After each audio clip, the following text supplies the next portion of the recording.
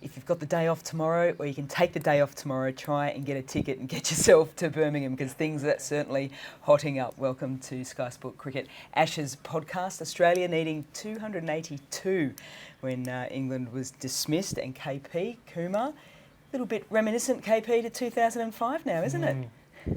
Yeah, those late wickets of, in particular Smith, is something that the English players will particularly enjoy. The fans are up. Owen Morgan on commentary talked about Broad taking wickets in clusters, and he's got two, Marnus and Steve Smith, two fabulous batters back in the hutch. Boland's just played a beautiful cut shot, but yeah, they'll want to get rid of him this evening. So Scotty Boland's out there at the moment, Australia 94 for 3, so we'll keep you up to speed. But let's go back to the start of the day. Have you ever seen a reverse ramp, first ball of the day's play? Joe Root. I just think I've seen it in the recent year because of the fact that that's the way England has played Test cricket. So probably didn't even expect it after seeing all that today in terms of the first ball. I spoke to Joe Root in the morning, and he looked very ready. He looked prepared to go and make a statement. And I know they would have had a chat yesterday. I think they're very keen to get us ahead as quickly as possible to give themselves enough time to get Australia out. And you want to come in and you have two choices. I mean, KP and I were on the pitch, and KP was asked, what should England do? And he said, well, what will they actually do, or what should they do? You can go play yourself in for the first 45 minutes, see what happens, then attack. I think Joe Root thought, well, best way to make a statement here is actually start putting the Aussies under pressure from ball one. He tried his expansive reverse lap and then kept going at it, and it worked. He batted beautifully, and suddenly the Australians were under a lot of pressure. So 34-run lead at the start of the day's play. The first player to depart was Ollie Pope. It was an absolute peach, wasn't it, from Cummins, the in-swinging Yorker? It was brilliant. It was outstanding. It was reminiscent of what Broad's doing at the moment now, with that swing and that ability to just control the game. But the leader needed to stand up, and he did that for Australia, Pat Cummins. He came back also late in the day and got that wicket at the end. So the big players understand the moments, Mel, and they seem to want those moments. And the Australian captain was that guy this morning. He wanted the moment. One interesting fact from today was when Joe Root was dismissed. It was the first time he'd been out by stumping. That was 6,903 deliveries of spin. That's just incredible. It's amazing, isn't it? It is amazing. But we'll see more of that from now on under the new culture in England, where he takes more and more risks and actually tries to up the ante. In the past years, he was very satisfied playing within himself, played within the crease. What an exceptional player. But even with all of that, just to be stumped once, having played in India, amazing, in Pakistan, in Sri Lanka, it's just absolutely amazing. It just shows what a high-quality player of spin he is, and that's not something that's always been the case with England. Yeah.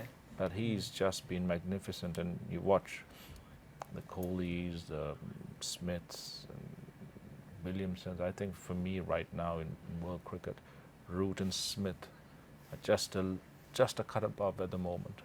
One other player was stumped for the first time this year as well. You know who it was? Alex Carey got him. Another big name. You're just giving everyone listening a chance to think about it as well. No, Virat Kohli. Oh, Virat Kohli. I thought wow.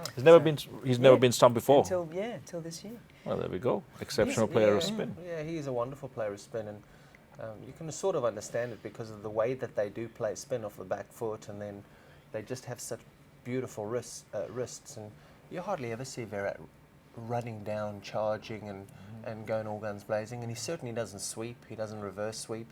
So you can watch him bat. Mentally, you can see him batting there.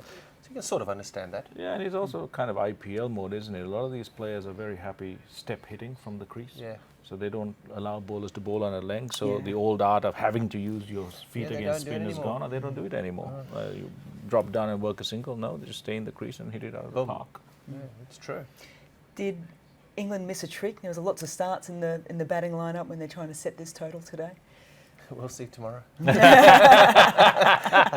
I think all the questions will be answered tomorrow, Mel. There've been a lot of questions. I mean, starting from the first day, what were they going to do on a flat wicket? Were they going to bowl? Were they going to bat? Or were they going to decide to chase, like they said last year against India? But they did. They batted first, and they're in a position. I think now they're in a very, very good position in this Test match. Now that they've broken the back of the Aussie superstars. Although they do have Head and they've got a couple of other batters to come, but to see the back of Marnus and to see the back of Steve Smith, those are big wickets. Huge. Big wickets. You'll know. Those are massive wickets. We talked about Joe Root and his expansive shot the very first ball. Jimmy Anderson comes out, first sweep. How's that? Actually, As you like. every time he comes into bat against spin or against pace, now he's looking to score. He doesn't like to hang around. Same with Broad as well, isn't it? And it's annoying when the tail scores runs. And any runs that they get just adds on to the pressure in terms of the Australian chase. And we've seen that 103 for 3, the game's in the balance.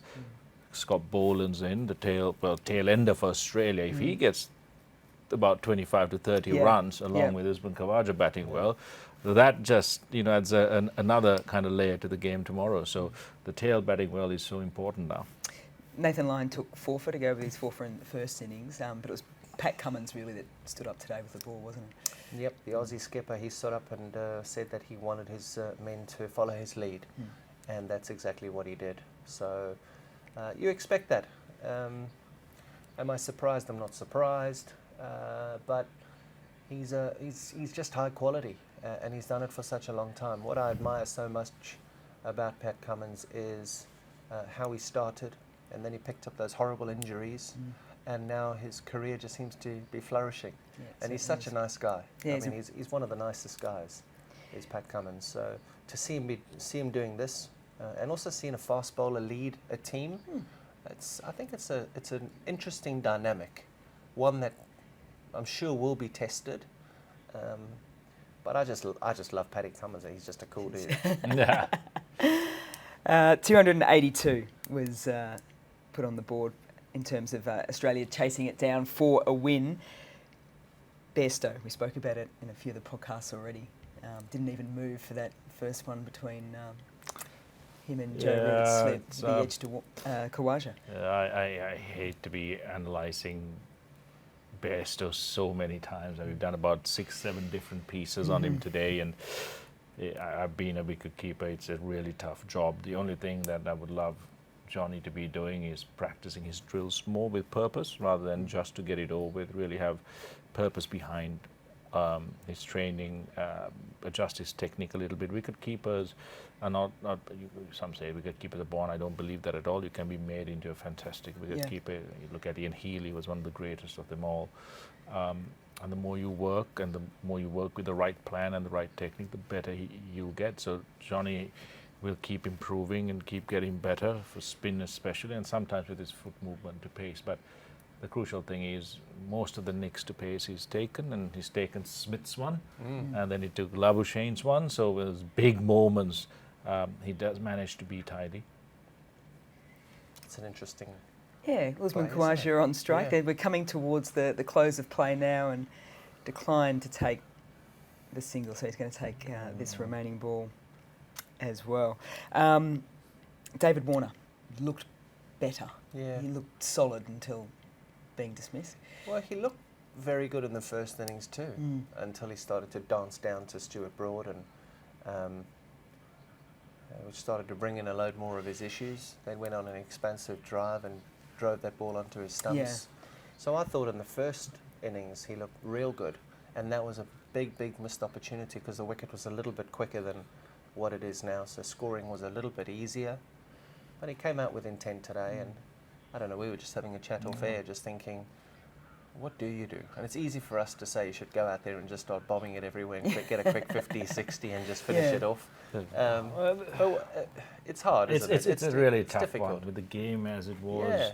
Yeah. Once he got that start, once he got into the 20s, maybe there was an opportunity for him to have a chat to Khawaja, maybe on send a T20 message, mode. message back to the dressing room saying, I'm actually going now, I want to get some runs here quickly. Yeah. They're holding a steady, the field's all really Yeah. up, stopping the ones. He hits so many good shots off the middle of the bat, stopped by the ring fielder. So Yeah. I'm going to take a few risks here, dance down the track, get it going, maybe another 20, 30 runs if he could get it. But yeah, sometimes when you get tied down time after time, you get the deliveries that with this skill of bowling on display with Broad, with Robinson, with Anderson, bit of turn in the pitch, you always get something that might get you out. What do you think Australia do here if Boland does get out? Do they send in, I think this might be the last, they might have another one after this. I'm not sure. At the It's time. just gone That's actually 7 just by What time do we my close? Is 7. it 7 or 7:30? Okay, 7, so it's- this must it's be the irrelevant. last. Yeah. I was just going to say, do you send another tail ender in? Absolutely, you have to. Leave all the batters, like you said, get rid of the, get rid of the tail tonight and leave the batters for tomorrow. 5 deliveries to go quickly. In Test match cricket, either of you guys walked out facing a king pair? I think Marnus would have been a little bit nervous. I would have, Yeah. probably. Yes, for yeah, sure. 100% I would have worked out. Never got a pair in Test match cricket, but I definitely, I think Lords against Pakistan, I know I nicked off for naught. Whether I batted again, I don't know, but I do know I got a first ball. It was a long horrible walk at It's a Lords. long walk back. I don't think I've got a king pair either ever, No. or a pair actually in Test cricket. I don't remember. Well, I could be wrong, but I don't remember.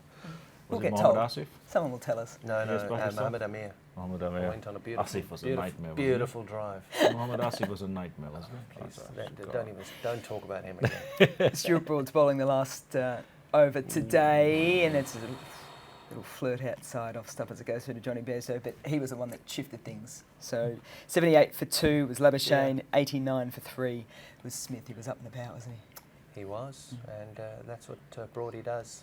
Having played with Broady for a lot of my career, it's exactly what he does. He understands the moments in games, and I tell you what, in an Ashes series, he understands them more. You play in India somewhere, or you're playing New Zealand, or you're playing South Africa, he can go missing on occasions, but Stuart Broad doesn't Rarely. miss. Yeah, he doesn't go missing in an Ashes.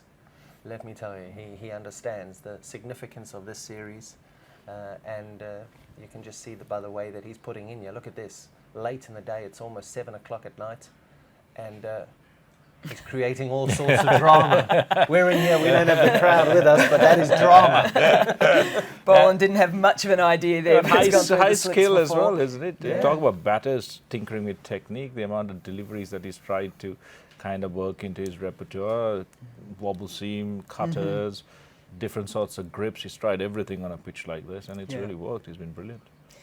So Boland survives, and he's just got a couple more deliveries to try and get through as well to see out the day's play. He's not just surviving, he's actually edging them for 4 or scoring hitting them runs. for Runs 4. are- So runs are it's helpful, runs aren't are they? runs. Australia still needing 174 runs with 2 deliveries to go by the end of the day. Message from Andrew McDonald to the players coming in tomorrow. There's rain around.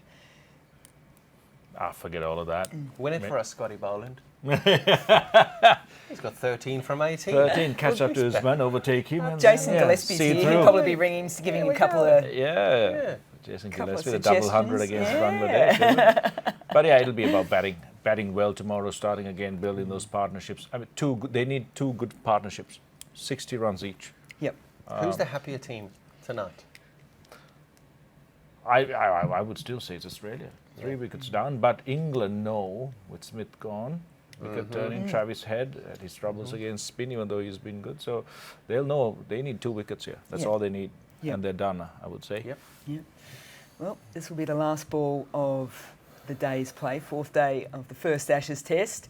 And Scotty Boland has a little flirt outside off stump, but it goes through to Johnny Bairstow. Boland will be 13 not out starting tomorrow. Khawaja, 34 not out. Australia, 107 for 3. Still needing 174 runs for the win, or for England, they need 7 wickets.